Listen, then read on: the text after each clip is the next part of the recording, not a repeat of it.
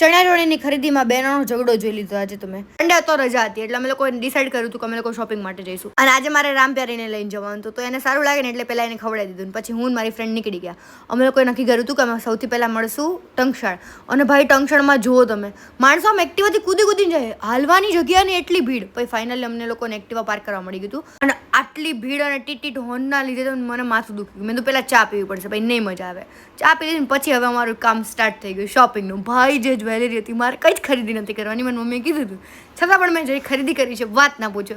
અને આમ જે જોવું ને ગમી જાય.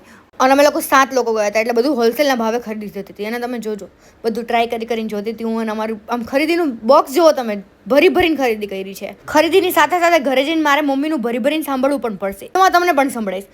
પછી પહોંચી ગયા હતા લો ગાર્ડન. હવે ઉંદરા દોડતા હતા પેટમાં જોરદાર, એટલે કીધું પહેલાં નાસ્તો કરી લે થોડોક એવો. અને આ ડીશ લો ગાર્ડનની ફેમસ વસ્તુ છે, કઈ હશે એ કોમેન્ટ કરીને કહેજો. અને ભાઈ ત્યાં પણ કલેક્શન બધું જ લાઈક જ્વેલરીનું હોય, ચપ્પલ હોય કે પછી બધી વસ્તુ. અને ચોલી તો બહુ જ મસ્ત હતી. અને મેં ચોલી પણ લઈ લીધી હતી, મારે લેવાની જ નથી. મમ્મીએ મને વોર્ન કરીને મોકલી હતી કે તારે કંઈ લેવાનું થતું નથી. અને પછી અમે લોકો પહોંચી ગયા જમવા માટે થઈને. જમવાનું આવી એટલી વારમાં અમારો વહીવટ પતાવી દીધા, કારણ કે અમારી બધાની વસ્તુ એકાબીજી જોડે હતી. એ વહીવટ તો પતી ગયા. હવે મમ્મી સાથેના વહીવટ જોઈએ આગલા વિડીયોમાં.